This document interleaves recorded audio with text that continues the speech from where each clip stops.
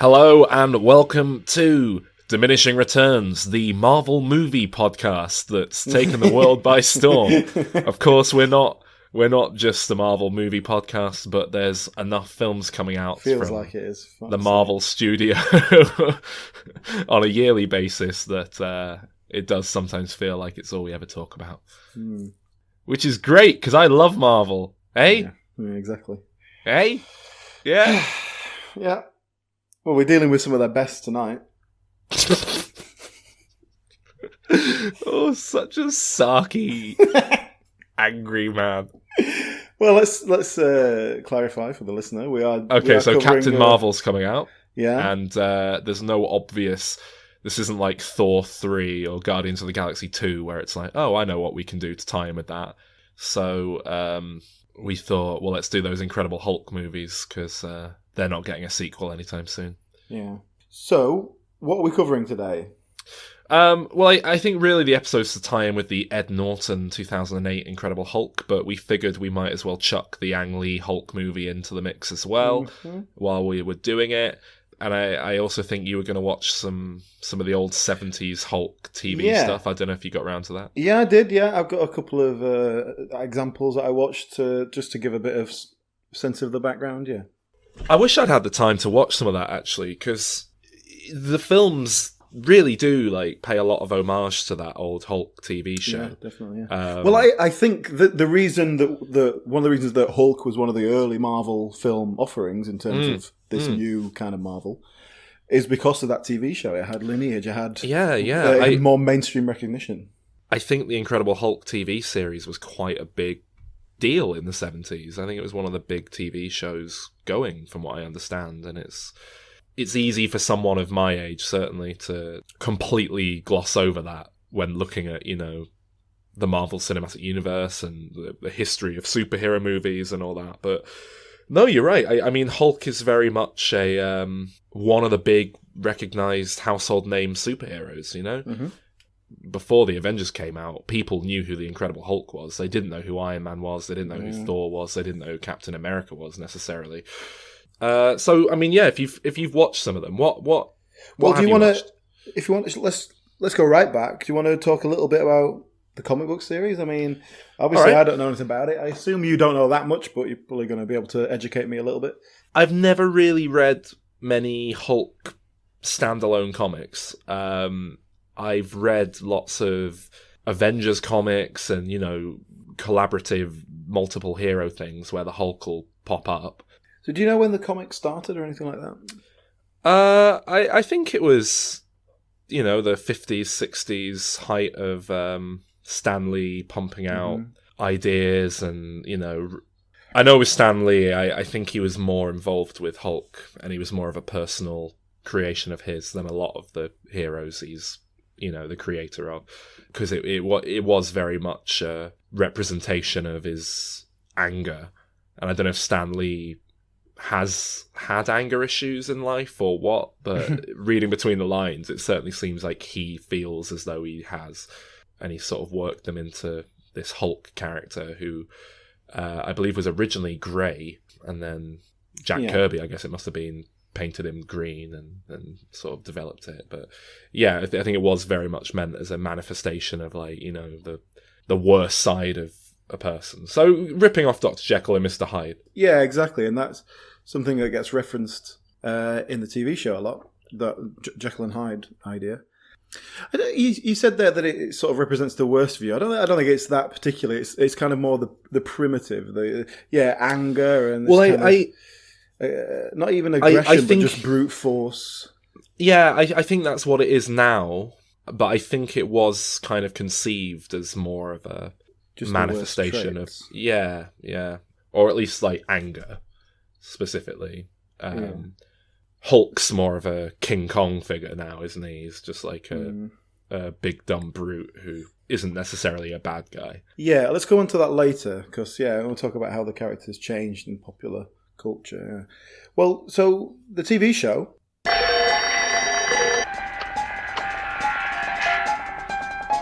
Dr. David Banner, physician, scientist, searching for a way to tap into the hidden strengths that all humans have. Then an accidental overdose of gamma radiation interacts with his unique body chemistry. And now when David Banner grows angry or outraged, a startling metamorphosis occurs.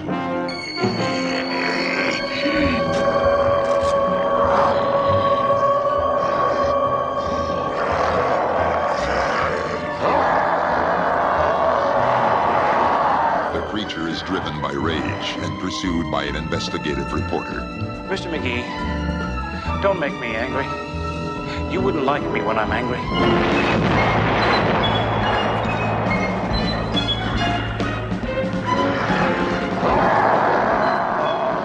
An accidental explosion took the life of a fellow scientist and supposedly David Banner as well. The reporter thinks the creature was responsible. I gave a description to all the law enforcement agencies. They got a warrant for murder out of it. A murder which David Banner can never prove he or the creature didn't commit. So he must let the world go on thinking that he too is dead, until he can find a way to control the raging spirit that dwells within him.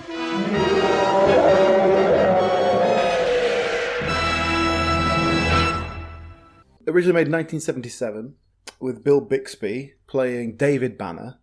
Now, I was reading about this, so they changed the name from Bruce to David because they wanted to kind of distance from the comic book a little bit, and this kind of alliterative name was very like comic booky, and they kind of wanted to go. But also, I read somewhere that they thought the name Bruce was a bit gay, so they just didn't want to have the name Bruce.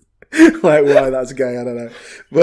But so they changed it to David, and they've changed they changed quite a lot of things for the TV show. But the general consensus, in terms of just the little bits I was reading, was that it was all very sensible and made sense in terms of adapting for a TV show and going from comic book to much more of a reality based medium.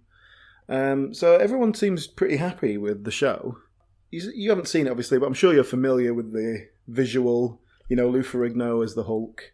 I'm well aware of the references made to it from modern pop culture, particularly both of the Hulk films we're going to be talking about. So yeah, I'm very aware of Lou Ferrigno. I know the Lonely Man scene, where he's hitchhiking.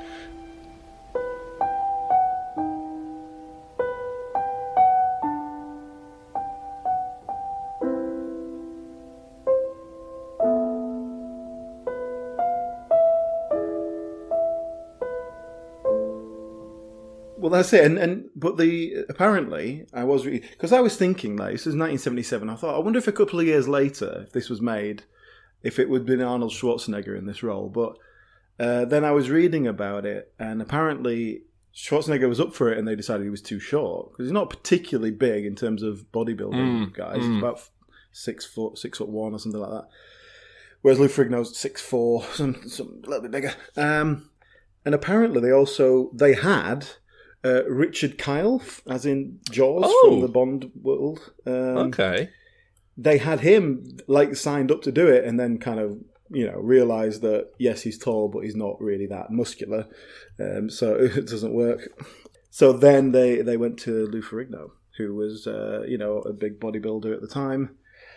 I think one of the main downsides of the TV show is the Incredible Hulk himself, the Hulk.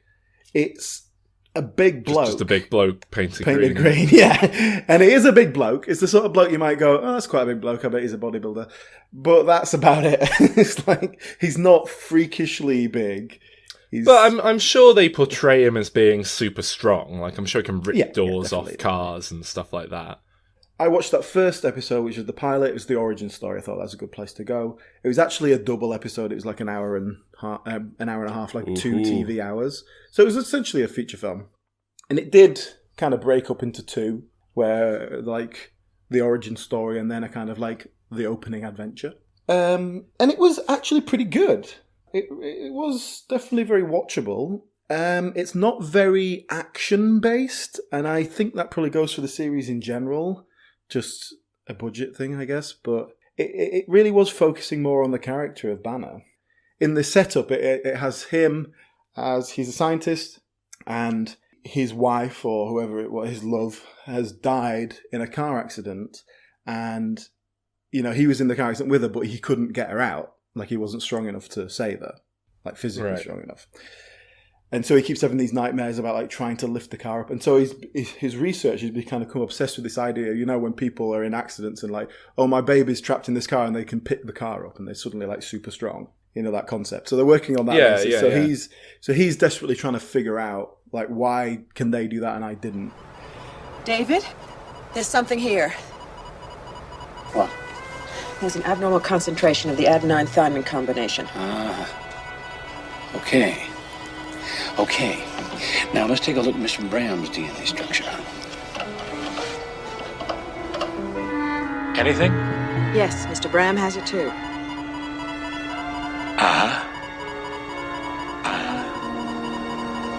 Elena, we may have found it.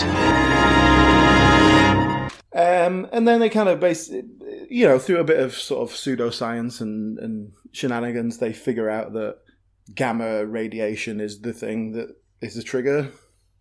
So he then blasts himself with a load of gamma radiation, accidentally blasts himself with way more than he meant to. And hence we create the Hulk. Right. But then the other sort of side story, which has become something that's in the whole series, is that this journalist is like, he's snooping around, he senses that something's up and they're trying to hide it. And so the entire series is like him on the run and this journalist trying to chase him down. That's the basic setup, and I think the series just carried on like that. He's travelling around, and then he'd help people. He's trying to find a cure, and then this journalist would come snooping around, and he had to hide. And I think the focus of the series really was about the loneliness of this character. And like you say, there's that kind of classic, hitchhiking, the loneliness music.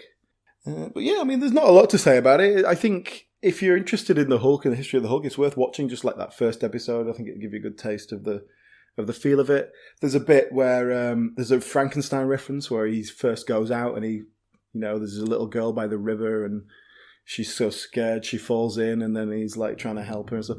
But it's all very much a Frankenstein. Yeah, exactly. And he doesn't speak. The Hulk does not speak in the TV series. Does he not even by the final episode? What, right at the end he goes, friend. Well, I don't know. I think my understanding with the Hulk is he'll generally become more talkative as the series goes on, inevitably. And the idea is that he's kind of becoming smarter or growing up almost, this like alter ego. And I know they got Lou Ferrigno in to voice the Hulk in... Which is odd because I think the Ed Norton film, possibly the Ang Lee film as well. But he doesn't voice it in the TV series. Well, that's what I mean. It would imply that at some point in the course of that show, he said like Hulk smash or something. They took it, but he does make a lot. But it was all dubbed in later by someone else. It wasn't Lou Ferrigno. That's very weird. That was the one I watched, and it was the first series, and I didn't sort of see how it progressed particularly. But then I jumped forward a little bit because basically the TV show ran for about 4 or 5 years. And then the rights went to a different studio and they made a few TV movies. And I thought, I'll watch one of them. Because it was like 1988, the one I watched was made. They did 3 of them. This was the first one. It was called The Incredible Hulk Returns. I thought, I'll watch this. I'll just sort of see how it's progressed over 10 years, see if it's changed any particularly. But then it turned out to be quite an interesting thing because it was like a backdoor pilot for a Thor. Oh, is this what I'm thinking of? Was Thor in it? Yeah. Yeah, I've seen images about this and been meaning to watch it, and I always forget it exists. Yeah, I think it's worth watching just in terms of the history of like Marvel and that. So it's not so much about the Hulk. He kind of teams up with this other guy who can summon Thor. This guy like found Thor's hammer, and so like he holds it up and goes, Odin! And then Thor appears. Not Odin. No, it's just because Odin's the one who controls it all, right?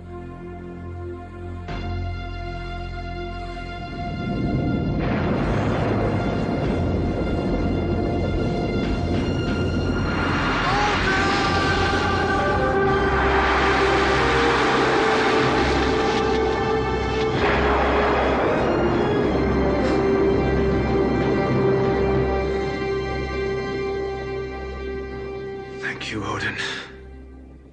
Odin's like, oh, not him again. Thor, deal with it. But Thor, the guy who plays Thor, is played by, I know him as the guy who plays Little John in Robin Hood Men in Tights. So it's just like quite a tall, blonde guy. Again, just got a sort of fairly big guy, nothing like godly or anything. But it actually works quite nicely. It's a little bit comedic. He's got enough charm and personality to get away with it. There's a scene where they go to like a biker bar because he needs to let loose, and he's drinking them all under the table and like all that sort of thing. There's these little comedy moments. It was a nice little thing. It wasn't a good film because it was the budget was just too low. There was when they were having fights. Like at one point, Hulk and Thor fight before they become friends. And then they have to fight the bad guys and all this. But it was all very just like 80s TV show, like A-Team kind of standard. Lots of slow motion, lots of use of slow motion, which didn't really work. So, yeah, very low-key, just really lacking in budget. Very low-key. And scope. Yes. So, yeah, I mean, that was the only ones I watched. They made a couple more TV movies. Theoretically, there were going to be more. Bill Bixby, who played Banner, died. So that kind of pretty much put an end to it. And the last one was 1990. So then... Wow. There's sort of a big gap. But I mean, it was present in one form or another for a long time then. Mm. And obviously there have been cartoons on the air for, I think, since the 60s. So, fast forward a little the superhero boom. Superheroes are now cool. Noughties. Technology has caught up to a point where now these things are achievable. X-Men and Spider-Man. X-Men and Spider-Man have come out and proven that this is like, turn this into the new Hollywood trend. And Hulk is quite understandably one of the first to go into production. And I don't know if they'd been working on a Hulk movie for a while. I get the feeling that that's something that had been gestating, pre-superhero boom. As superhero concepts go, it's one you can conceive doing relatively easily. Like the fact they made a TV show of that, having a big bloke who's green is relatively easy to achieve. And obviously the way they do it is, by 2003 is, it's not a real person. It's computer imaging and all that. But I think if you're in the late 90s or whatever and trying to figure out which one of these superheroes we can make, like which one are you going to go for? Like Spider-Man is a lot more ambitious in terms of the aerial acrobatics and stuff you'd have to achieve. Spider-Man was a long gestating James Cameron project, that was James Cameron shooting for the stars like he does with just insane, I can pull this off, I can make this work. And unless we forget, Spider-Man also had a live-action TV series around the 70s, I think. Mm-hmm. So anyway, 2003, Hulk comes out. I remember this coming out. Do you remember this? Yeah, and I don't know if I saw it at the time, I can't remember, but I've definitely seen it before I rewatched it this week. As much as I was really into superhero films, I just remember thinking this looked kind of dull and rubbish. I think I actually pirated this film online, watched it online. I don't know if I ever finished the film until I rewatched it for this podcast, because if I did, I definitely didn't retain any memory of what happened. Yeah. And I think that's probably going to give away a lot of how I feel about this one. So Ang Lee, very well respected. I think I've hated every film of his I've ever seen. Hey, can we have a little offshoot here, a little sidebar? Yeah. I just this afternoon watched Life of Pi. Have you seen it? I hate Life of Pi. Yeah, it's one of the only films of his I've seen. I also disliked it. Really? Because I know you like Brokeback Mountain. Yeah. But in terms of direction of Life of Pi, I didn't have a problem with it as a direction. I thought it was very beautifully made and all. Oh, I just thought, the Life message of it was. I guess it's the book I don't like, because it's the message of it and the whole concept just really annoying. Yeah, I didn't like any of the story at all. Just bring that up because that's an Ang Lee film. It's about someone dealing with a metaphor for their base instincts. The only other one I've seen is Brokeback Mountain, which is similarly slow, ponderous drama about nothing and complete and utter lack of understanding of how human beings interact with one another. And Well, in a nutshell, my issue with Brokeback Mountain is it's supposed to be a love story, but to me, it never once felt like either of the men fell in love with each other. It just felt like they fucked each other once on a whim, and that was like it. And I wanted to see them fall in love. Yeah. I really enjoyed Brokeback Mountain, but I think I've only watched it once since it was on the cinema. I'd have to watch it again to give you a proper assessment. He has, of course, though, made Crouching Tiger, Hidden Dragon. Well, that was the film he made immediately prior to this, and obviously it is a bit I've never seen it, but it's a big action-y. action movie, isn't it? Well, it's a martial arts movie. It's not quite the same thing. It's a lot of like people on wires and but like, you can see how someone would go and see that and think, oh, this director's going to be great on a superhero movie. Yeah, but it's also like an arty martial arts film. It's not. It's not like a one that from the 70s that Tarantino would. Yeah, but is it like Hero? Kind of Have you seen Hero? Is it that kind of vibe? Yes, but yeah, it's more about visuals, and it's not really about the action. And even if it is, it's totally different type of action to what you would need in a film such as Hulk.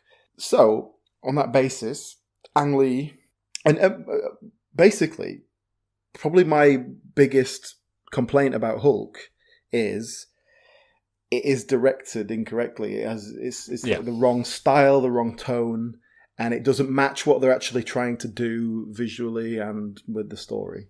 From what I've seen of Ang Lee, and I know I just said that Life of Pi seemed like a well-directed film, but I don't really remember it very well. What I've seen of Ang Lee, I get the impression he's not a very good director. Like, one of my notes here is, what's Ang Lee's English like? Because the acting is... It's like everyone's sedated in this film. It's just like the performances are dreadful, but it has that feel of a film directed by someone who doesn't speak English very well. I think he's fine with English, actually. Like, and I was going to say, I've heard him at like directors' roundtable discussions, so I don't think this is it. But no. Well, he's one of his big breakthrough films was Sense and Sensibility, quintessentially English drama. There's Alan Rickman and Emma Thompson, all that sort of thing. So. I mean, very British sense and sensibility to what it's just does. The pacing is awful.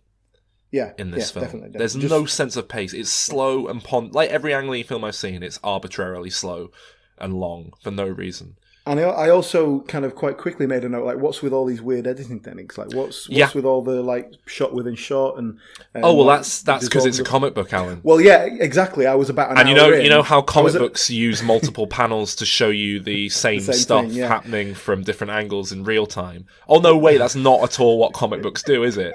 They show you one panel, then they show you the next panel.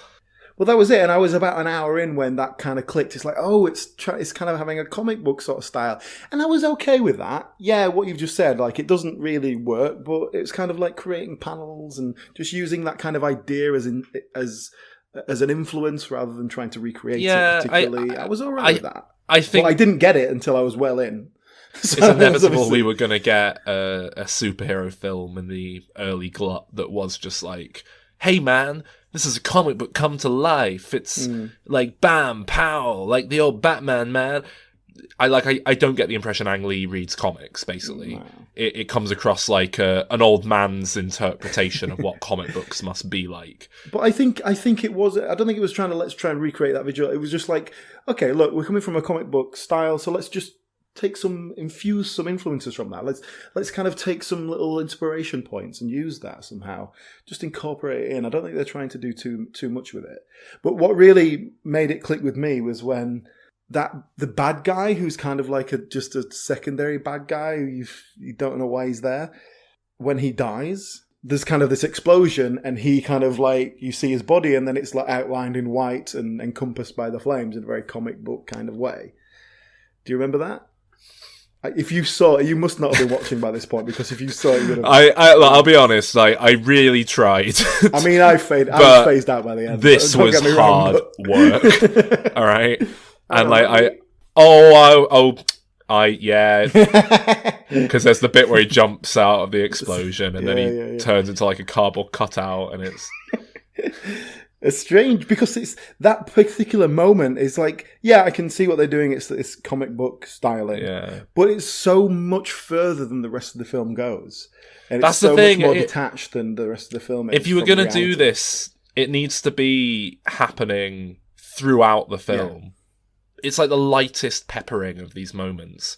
And to be honest, I think even in 2003, that was kind of hacky, outdated shit. I feel like there were films like Barbed Wire, you know, that Pamela Anderson thing. Weren't they going for that kind of pulpy, hey, it's just like a comic book, man, kind of vibe? Maybe they weren't, but I'm sure I've seen films from pre-2003 do the same sort of stuff. So, what happens at the end of this film? Big explosion, Hulk's stuck in some ice. There's a big fight scene. Yeah, that's it. Nick Nolte is the main bad guy. So Nick Nolte is his dad, and it becomes this kind of big bad guy thing.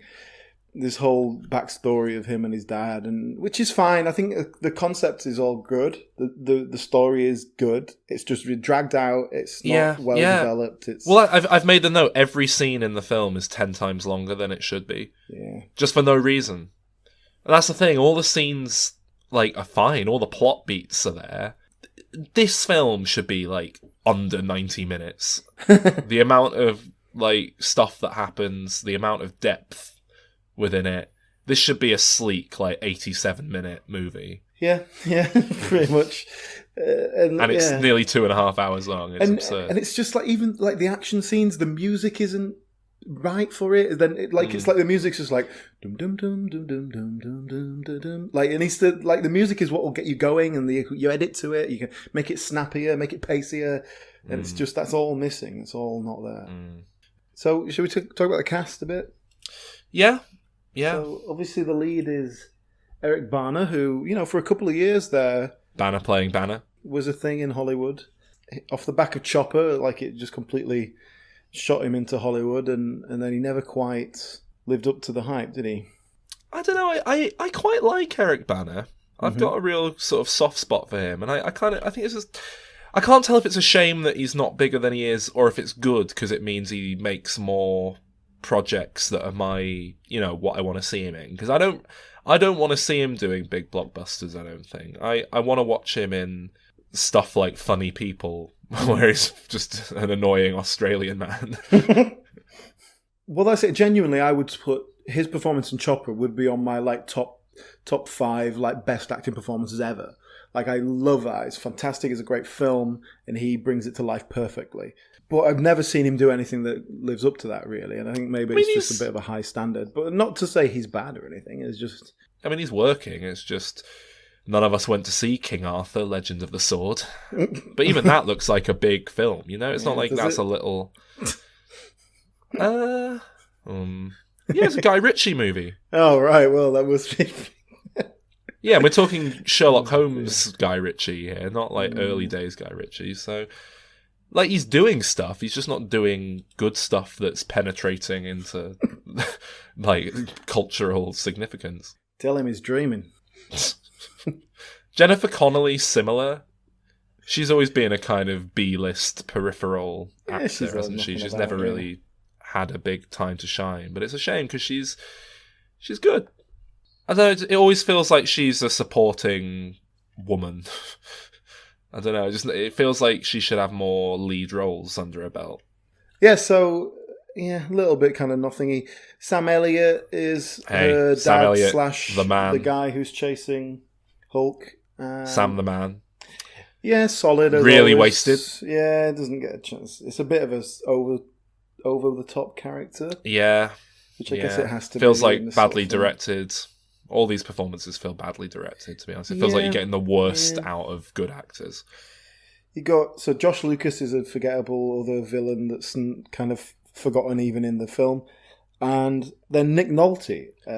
He's fucking bizarre. He does not feel like he fits into this film. Yeah. But there's one scene in particular where they have their final kind of showdown before they turn into monsters. And it's just like Nick Nolte just going off, literally chewing the scenery at one point, and turns him into a monster. I gave you life. Now you must give it back to me. only a million times more radiant, more powerful. Stop! Stop! What? Stop! What? Think of all those men out there in their uniforms, barking and swallowing orders, inflicting their petty rule over the entire globe. Think of all the harm they've done to you, to me, to humanity. And that, I mean, it was too long, but that, you've probably checked out by this point. It's quite near the end. I know how I had. No, I think I checked back in at that point. The film's vaguely got my attention again near the end. I think more than anything, it's because Nick Nolte was chewing the scenery to the extent that he was when he bites that cable and turns into electricity. Well, the thing is, I didn't really know what the fuck was going on at that point. Because it was like, well, he's just turned into a giant electric monster. What's going on? Yeah, I was like, what? He's absorbing the power. Oh no, he becomes turned whatever into he metal. touches, Yeah. But that's the first time we've seen him become something less tangible than like a physical object. Yeah. It's like, I didn't realize he could like turn into the concept of love. We hadn't quite established that yet. But fine. And I have no idea what happened at the end, how they overcame this. If Bruce Banner has to run away and be lonely. Can you remember? Yeah, he runs off to live in Brazil, I believe. That's right. There's a little scene right at the end where he's getting angry at some people in a forest. Yes, so he has run away, basically, and had to kind of go and hide, which is a common theme. There's a good chunk in the middle of this film that should have been like Venom levels of insanity, or Aquaman levels of insanity. It should have been impossible for it to not be entertaining on some level. But they do it. They found a way. Yeah. Should we rate it? Yeah, what'd you give it? I gave it 5. Ooh, very generous. Mr. Generous over here. The thing is, though, I do actually genuinely like a character story. You know, I'm not bothered about action films. So the character elements that were here, and the development of the character and the backstory and stuff, like I think the concept was all there. It was just dragged out and not very well. Yeah, I agree. It's just badly acted and boring. I don't like this film at all. I give it 3 out of 10. Ooh, I thought it was appalling, actually. Yeah, really bad. So it wasn't particularly a commercial success either. Well, I guess they never made that sequel, yeah. I mean, it may have made it money back or whatever, but it wasn't like the big franchise creator that they were hoping for. Ding dong. Oh, hello. Who's this? Someone with fingers small enough to press the bell, so it's not the Hulk. Hello, lads. Oh, God. Oh, God. Is that a man with a Scottish accent, I hear? It's me. It's American Bond. Japanese Bond's busy today. Oh, yes. Oh. I've started to come along, help out my cousin. We're So all American- we're all related, you know. American Bond. What film did you appear in? Film. I'm a super secret agent. I'll have you know. Have you what? Have you knew? Okay. Yeah, sorry. I think, Sonny, what you'll find is I didn't recognise your Americans don't have as good an ear for accents from around the world. We're not as exposed to accents from a young age, watching films from other cultures and that. So my American Bond accent is a little bit ropier than you'll find with the other Bonds, my cousins. The Japanese Bond has a lot of. Japanese Bond gets it spot on every time, but American Bond. Anyway, Japanese Bond and American Bond sound less and less like Sean Connery every time.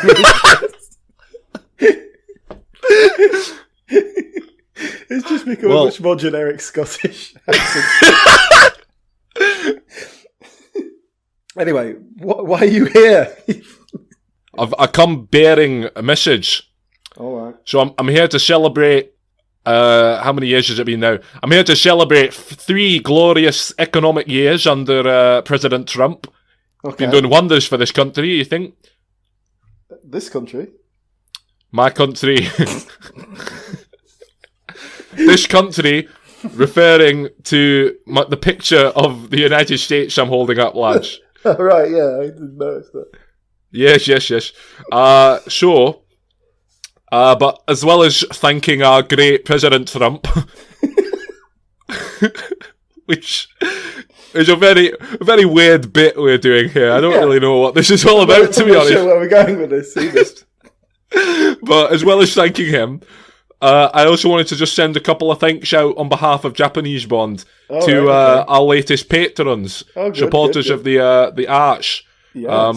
I believe Donald Trump is a big supporter of the arts as well. Oh, he's a big supporter of this podcast, lads. He loves it. Oh, is he one of our patrons? Oh, he is, lads. So thank you, President Trump, for giving us $1 a month. It's good. Very, very significant. We appreciate his outlay. Hard financial times out there, so we appreciate it. Well, you know, lads, he's got to have something to keep him entertained whilst he's puttering along in the White House, especially whilst the government's shut down. He can't do anything because of the bloody Democrats. More like Democrats, that's what I call them, lads. Democrats. Very good. Eh? Very clever there, Republican Bond. Yeah. So, anyway, as well as President Trump, thanks to him, thank you as well to Benjamin Burry. And we hope we hope very much that Benjamin Burry, you won't mind being thanked in the same sentence as all-powerful leader Trump, our great benevolent leader. Yes. So Benjamin Burry messages us a lot. Yeah, we chat to him, gives us suggestions for the show on the Facebook page, as anyone else can as well. Come down to the facebook.com/Diminishing Returns podcast. And you can leave us a message or put something on the wall and get a conversation started. Tell you what, lads, Diminishing Returns is the podcast equivalent of The Wall. Hey, American Bond. And you can put that on a t-shirt. American Bond, have you seen Vice? Oh, no, I don't. I'm not watching that liberal gobshite. I don't watch Hollywood films, do I, lads? Do you know? Because they're all made by the Hollywood elites. You know who's running Hollywood, don't you? The only... President Trump ought to be. Anyway, I'm off out now, lads. Oh, good. Going to go buy some guns. Becoming slightly grating. I'm going to go flex my amendment rights to bear arms. Oh, yeah. Very yes. good. Yes. Right, see you, lads. Bye-bye. Oh, sorry about that. Just nipped to the toilet. You would know. Did I miss anything? No. We need to do those shout-outs for the new patrons, though. Oh, okay. I'm in a weird mood now. All right. What are we doing? The Incredible Hulk. Oh, yeah. So, the interesting thing with The Incredible Hulk, which is part of the Marvel Cinematic Universe, is this was a reboot 5 years after the previous rendition of the character. And that was quite a big deal back then. It's nowadays that's par for the course and no one would blink an eye. And I think there still is, a lot of confusion as to whether or not this film is a sequel to that film or was it its own thing. It's its own thing. But it's completely its own thing. But they clearly did lean very heavily into, let's make this film work kind of like a sequel, so if anyone goes to see it expecting a sequel, they won't be too pissed off. They skip the origin story, basically, is what they do, isn't it? Yeah, they skip the origin and they pick up with Bruce Banner in Brazil, yeah, which is where he went to at the end of the last film. Yeah. And I think it works perfectly because the origin of Hulk isn't very interesting by superhero standards, I don't think. So I think just getting the origin peppered in flashbacks is perfect. Yeah. New cast, because it's a new continuity. A complete revamp. Yeah, and they do the origin story over the opening credits, basically just in a montage kind of thing. Yeah, it's great. I love how they just gloss over it. I love that montage. There were, really some of the first interconnection. There's some of the first little interconnecting Marvel details in that opening credit sequence. Is there? What is there? There is a reference to Stark Industries on some of the paperwork. Yeah. There is a piece of paper that is refers to director Nick Fury of S.H.I.E.L.D. What I noticed was that when you see him, like he's strapped into a machine, he's going to get zapped with gamma rays and all that. You just see a quick glimpse of that. That is pretty much exactly what it looked like in the TV series. They've copied the model of the actual machine and stuff. So that was a little reference there from the TV show. Yeah. Other references to the TV show in this one include, we didn't mention, because he had a cameo in the previous film as well. Previous film, we had Lou Ferrigno and Stan Lee playing security guards. Yeah, security guards, yeah. And Lou Ferrigno plays another security guard in this one. Is it the same security guard who's moved? Is he the sequel? Is he the connecting tissue? I think it's just meant to be a new character. I think they just thought, we can put you in there. But it is, it's a weird little detail. So yeah, nice little cameo for him there. Yeah. Works, because he seems like he, would like pizza. He seems like he'd be a security guard. He looks the part. He's still very big, isn't he? A big fella still. Yeah. This is, 30 years after the original? I think so, yeah. Second place in Mr. Universe. Yeah. And there is the Lonely Man theme music woven into the score.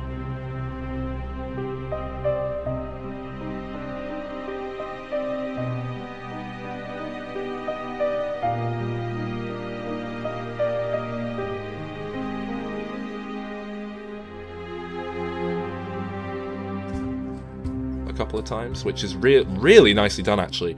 Actually, on that note, the score to this film is really good, actually. I think it's very underrated.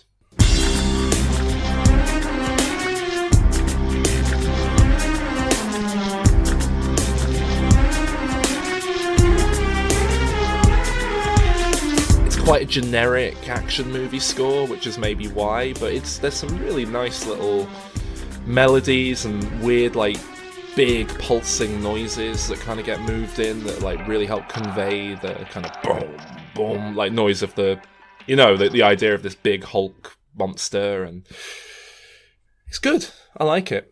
This is much more of a straight up action film. It's designed as such. It's directed as such by the man who brought you the Transporter movies. So you're safe. Yeah, Louis Leterrier, isn't it? Louis Leterrier, who's made some really good stuff, actually. I quite like Louis. I sort of assume he's French because of the name. He's got a French accent. Hello, I'm Louis Leterrier. I make Jason Statham movies. Man, I wish these people would use the doorbell if they were going to come in. No, I'm a French arrogant asshole. I would walk in and say whatever I want. I'm played by John Malkovich. Excuse me, do you have any cheese?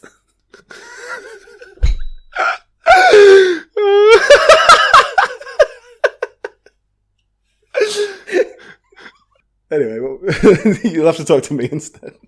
All right, I'll talk to you. Is Louis still here, or is he gone? No, he's gone. I've sent him away to work on his accent. All right, see you, Louis. Bye. Au revoir.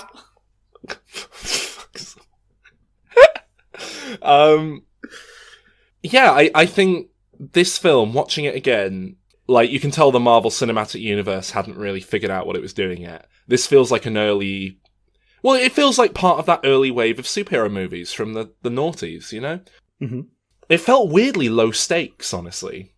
Mm-hmm. It's a very small film compared to, when you think we're used to the stakes being the fate of the entire universe nowadays in these Marvel movies. They have built to that in a kind of, we have to keep making it bigger kind of way, don't they? He's not even really harming people. He's just smashing up cars. Well, I don't know where to jump in with this. There's a lot to talk about. So the action scenes. Mm-hmm. Like you say, this is really quite a straightforward, down-the-line action movie. And I think it's got quite a nice amount of character stuff in there. But then you'll kind of have these very distinct, okay, now it's an action set piece sequences. And that's pretty much every time the Hulk comes out.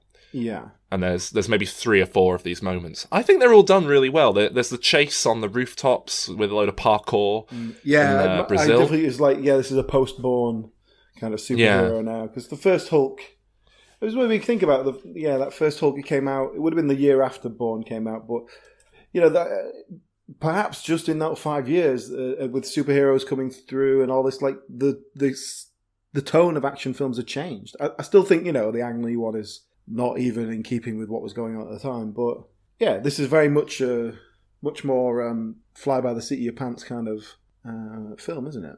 I really like that sequence though, because it's so kind of claustrophobic in these little alleyways and very frenetic and frantic. Yeah. Kinetic, sorry, and frantic, and then you get these big sweeping aerial shots that just kind of make it make sense. And there's a guy chasing him who falls down off the roof because he's can't quite see what's happening ahead of him, and so it's definitely on purpose that you kind of lose sense of what's happening at times. But I think it's done really well, and it's this kind of chase sequence that culminates in them getting the Hulk to come out, and then there's a kind of horror-inspired sequence with the Hulk picking them off in the shadows, and I think it's done really well. And there's a similar action set-piece moment at the university a bit later on where it's like, right, we're bringing the Hulk out, he's going to have a big fight with a load of soldiers and sci-fi weapons, and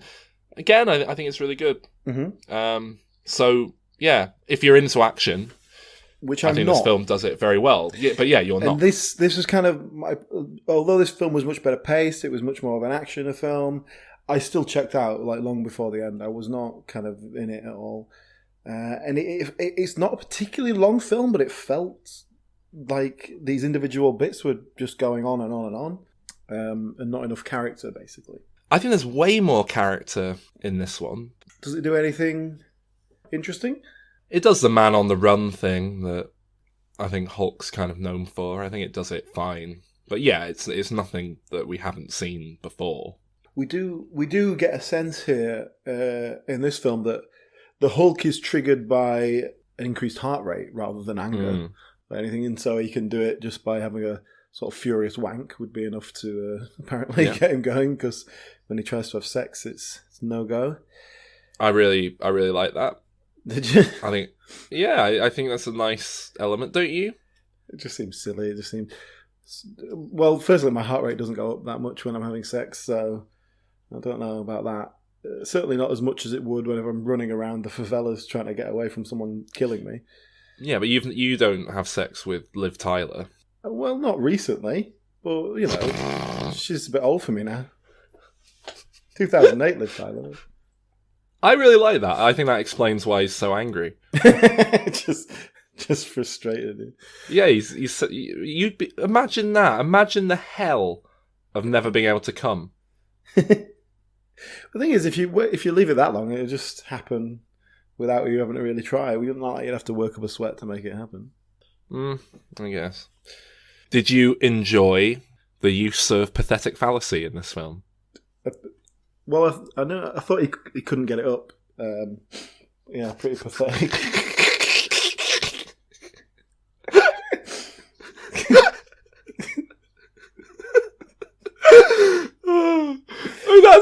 That's quite a good highbrow joke for us to say. It's about knobs and erections.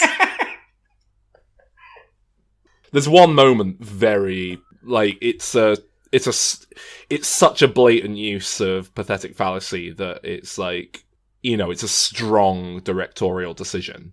Oh, yeah? That they must have known this is going to be fucking jarring to people. When the helicopter crashes at the university campus and it's like a bright sunny day, and then like Hulk emerges from the fucking downpour because it's sad now. Yeah, I mean, I don't know if I took that as a kind of bold directorial decision as much as a kind of crap directorial decision. Whether or not you enjoy it, it's a bold decision. Even if you think it's a crap decision, it's a bold decision. Yeah, it's really, you're gonna go with that? It's an odd choice, isn't it? Even as the defender of this film, I still find that a very weird thing that they do in this film. Like they use rain quite unsubtly in other parts as well, but it's never quite that ridiculous. Once again, we've got the Betty Ross dad is the general chasing Banner character. This time played by William Hurt. They make something of a twist out of it in the middle when she's like, General, stop! General! Dad! Which, if you don't remember the previous film or haven't seen it, I think works quite nicely, actually. I didn't realise that because I knew it was a dad because I just watched the other film. Yeah. So that was lost. But that's it. Well, I remember when I first watched this being like, oh, wow, it's a dad. Oh, interesting. Yeah, it's a bit of a coincidence of the world, the story world, that you just have to deal with, I suppose. Yeah, they don't have a good relationship, father and daughter, because he keeps trying to kill her boyfriend, I guess. Yeah. That'll do it. But I think it would be nicer if we had a bit more, for both of these films, if we had a bit more sympathy for the general. Like if we kind of understood why he was doing it, this is a threat, and I just don't think that ever comes across. I'll give you that, because that would be a very easy character to humanise. Yeah, at least we could see his point of view. And make his point of view relevant. And, he sees the Hulk for the threat that it is, and, he's worried about his daughter. There's so many ways you could go with it. And it would have been very easy to do. And I think if this film were made nowadays by Marvel Studios, they would do that. Because they seem to be a lot better at making their villains three-dimensional these days. Yeah, he is a very cartoonish two-dimensional villain. And, I think it works, but it could be better. Broad strokes, I think the acting is very weird in this film. Right. Not bad, but a lot of odd decisions being made. Particularly from... not so much Tim Roth, but the decision to cast Tim Roth in this kind of a film. As a Russian? Well, that as well, yeah. Ding dong! Scarlett Johansson's also a Russian in this universe. Ding dong! Hello? Who is it? Hello? Hang on a sec. Hello. Russian. How do you do Russian? Well, if you're anything like Tim Roth. Hello, it's me. I'm Russian. Russian. I'm Russian Tim Roth. What's going on? You sound... what's that bottle you've got in your hand? Vodka. Is that vodka? Oh, good. Yeah, it's vodka because I'm Russian. Get it? You'll get it. Mate. Fucking get it right in the Utah. What else do Russians do? Hey, Russian Tim Roth. Huh? Da? You should have been here earlier. You should have been there earlier when we had American Bond in. He's a big fan of Trump. Oh, fucking! I understand you're a big fan of Trump. Yeah, as well. fucking love Trump. We helped him get in, didn't we? Yeah, my boy, my boy Putin, put him in. So, The Incredible Hulk with Tim Roth. So yeah, I feel like his performance is so at ends with what everyone else is doing in this film. It just feels very...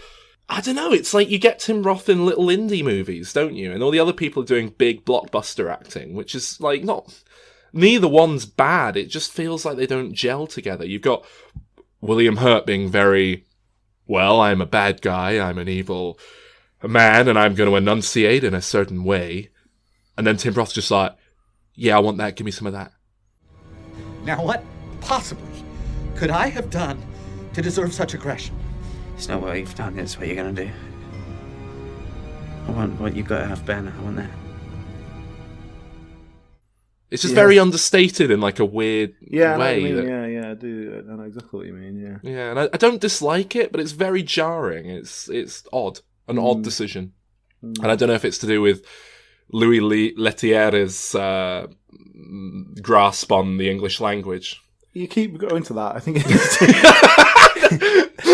my English is perfect. What do you talk about? No, but I do think his English is his second language, and yeah, but he's an action director, isn't he? He's probably more concerned with the visuals. I don't know, maybe it just lets the actors kind of get on with it, and they sort of come with their own things. And yeah.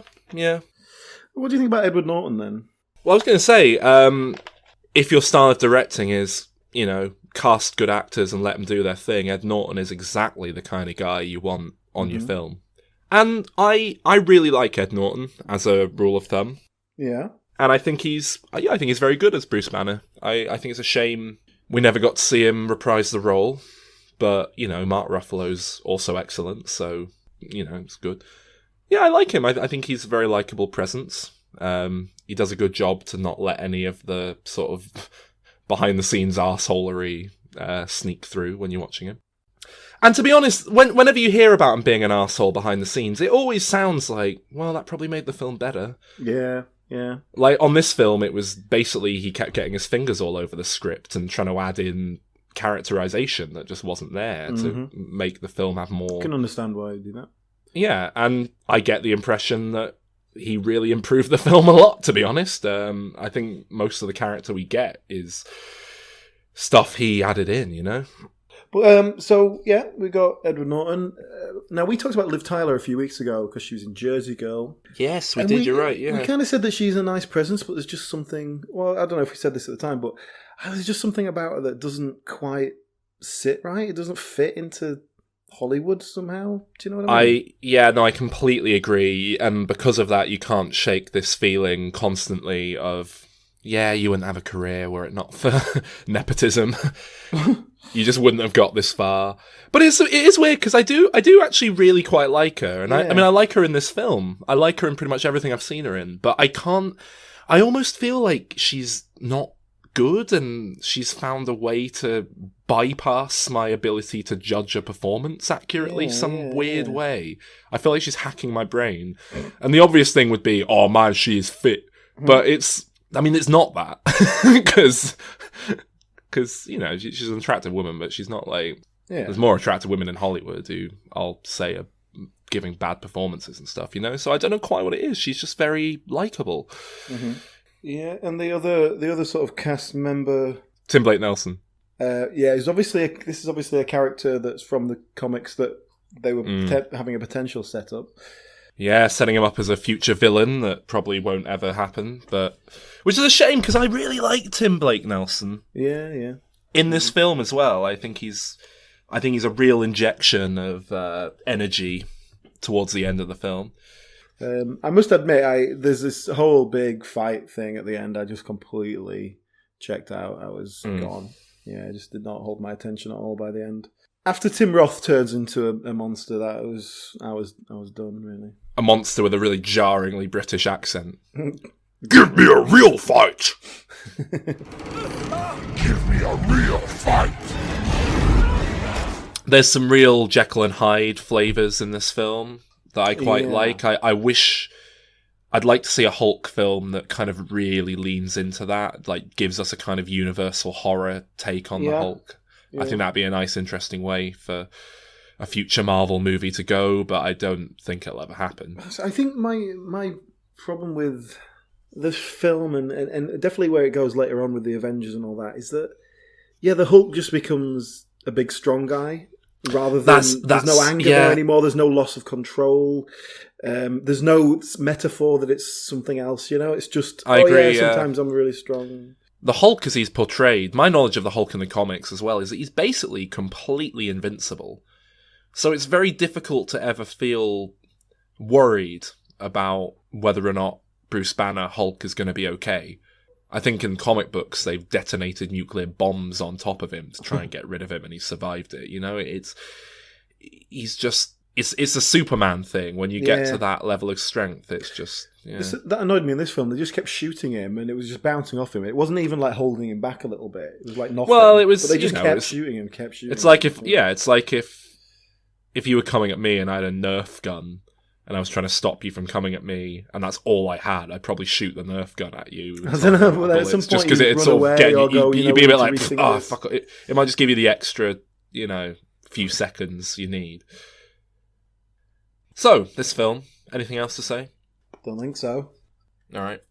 What would you give it? Well, like I said, it was just a generic action film for me, which is not really my thing. So this score is much more of a reflection of like personal taste rather than the last film that just didn't really work. So I gave this a 5 out of 10. Same as the previous one, but I think I'm similar to you, but I just like this sort of thing a lot more. I'm not a big fan of generic action, but I am if it's got superhero elements and monsters, and there's enough little things in it for me that work. And I think it does what it's trying to do very well. So this is what's probably going to seem very high, but an 8 out of 10 for me. What? I thought it was going to be a solid 7 there. No, I'll give it an 8. Wow. I think it does a great job of laying a lot of groundwork for, what became part of the Marvel universe. And I'd take this over Thor, certainly. The first Thor, yeah. So, after this film, like you might know, what was the story? Was Edward Norton contracted in and then just told them to piss off, or was it? I believe there was some kind of behind-the-scenes drama, but basically he refused to do publicity for the film. And I think the official line from him was that he doesn't do publicity for his films because he thinks it takes away from the magic of filmmaking and blah, blah, blah, blah, blah. But that definitely upset people involved and was seen as a slight against the film. But it also seems like he did fall out with a lot of people involved because he did heavily rewrite the script, but was then denied a writing credit, which I think he wanted on the film. Mm-hmm. So, by all accounts, he just wasn't really gelling with, I'm going to assume, Kevin Feige producing these things. But you know when you that kind of classic trope of, a boss comes to a new office, so fires someone to sort of assert their dominance. Like, it feels like that. Like, okay, it's just a little message to everyone saying, don't get too demanding with your contracts because we will just replace actors. We don't care. Well, don't worry. Don't worry. Don't forget that Terrence Howard had been replaced with Don Cheadle as well before the Avengers. Quite the same, though, is it? No. It's not one of your tentpole stuff. Yeah. But it did lead to a lot of confusion, I think, for people as to where this film stood. Especially as it had already been Marvel. one that had kind of been dismissed. And yeah. I think a lot of people didn't really get that it was the same version of the character Mark Ruffalo was playing in The Avengers, but then they brought back William Hurt for Captain America Civil War and did they? Really kind of cemented. Yeah, he comes back as General Ross. Will there ever be a Hulk film on his own again? Probably not. I mean, I'm sure there will at some point in the future, but Kevin Feige's basically said it's not going to happen because the copyright, the rights over Hulk are kind of complicated, and there's some issue whereby Marvel own the rights to use the character, but only in like a supporting capacity, and like if they want to make a solo film, they have to kind of split the rights between Disney and is it Universal, whoever made this one, and it's all a bit confusing and up in the air. So that alone will probably stop it from happening. Plus, they seem to have struggled to pull off solo Hulk movies in the past. I think there's an idea that audiences aren't really interested in it, but they love Hulk as part of an ensemble. Yeah, they need to just play with it more. If they were going to do it, they need to just go down that Jekyll and Hyde route. This is the thing. You're never going to dig that. Like, what you were complaining about with him just being a big guy smashes stuff up. Like, you're never going to get any deeper than that when he's part of an ensemble. It needs to be his own film to really dig into that. So, but, I think that's fine. And, I like where he is. I like that we get stuff like Thor, Ragnarok, and what have you. So, if we were going to do a Hulk film, Alan? Well, like I say, I'd really love to see a character work on it. Like, just use a Jekyll and Hyde kind of formula. If there's someone, I agree, sort of struggling with this concept of turning, or like any kind of, Wolfman kind of thing where, you change without your control, you're doing things you don't know about, and then you have to deal with the consequences. I don't think we ever quite get into that. It's kind of used as an opening, and then you go into an action film. I completely agree. I would have said Planet Hulk, but now they've kind of done it. So now I think the best follow-up is a stripped-down, back-to-basics solo Hulk movie that really leans into the style of old Universal horror movies. Like you say, Jekyll and Hyde looks to horror to make it, distinctly its own flavour within the Marvel world, because I think that's the best way to do that. Hire a little horror director to make it. Jordan Peele? Yeah, I was thinking, could we get Jordan Blum to produce this? You know what? Jordan Peele, I would love to see his take on a Hulk movie.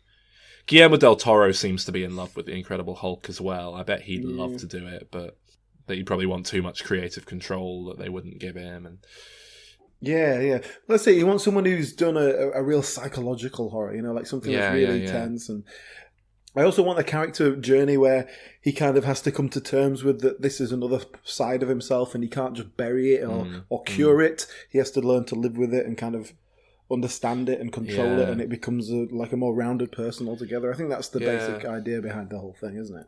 But if they were going to make another one at this point, it would be part of the Marvel Cinematic Universe, so I don't know, you'd probably be looking to introduce She-Hulk, add some more female characters in there.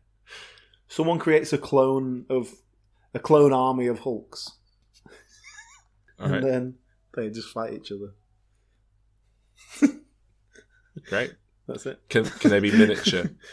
Can they be like 1 foot tall Hulks portrayed by Kevin Smith? Hulk smash. But no, I mean, I think that's a good enough pitch, really, isn't it? Jekyll and Hyde. That's how I can't think of a better way of doing it. And you could do that within the Marvel Cinematic Universe. You could do it like, Scarlett Johansson's in it. She's kind of supporting him, and they're trying to find a cure. And then over the course of the film, he kind of accepts that he doesn't want to cure it. It's part of him, and he's gone on the run. So he's gone on the run to like Transylvania or somewhere. So you got a spooky setting for the castle. Tim Blake Nelson can come back as the villain that's teased in this one with a big brain, big head. He's a big brain. Is that the character? Yeah, because the juice goes in his head, doesn't it? And his head's all throbbing. And I think the character's like got psychic brain powers and super intelligence and all that. Excellent. It's like mind versus matter, brain versus brawn. Yeah, that makes sense. Yeah. I'm happy with that. I'm alright with that. Anything else to say, or should we wrap that up? No, that's fine for me. Yeah. All right. Thank you for listening, and if you have enjoyed this show, then you may enjoy our other forays into the world of Marvel. Check out our back catalogue at dimreturns.com, and look out especially for episodes 21, 47, 57, 73, 89, 99, and 109. Yes, we really have done that many episodes covering all the different elements of the Marvel Cinematic Universe. Now, if you'd like to have some influence on what films we choose to look at, then you should really go to patreon.com/dimreturns, where you can support us for just $1 a month. And right now we're in the midst of a vote to decide what films we should look at in future episodes. Come and get involved, and do join us again next week when we go back to Bond.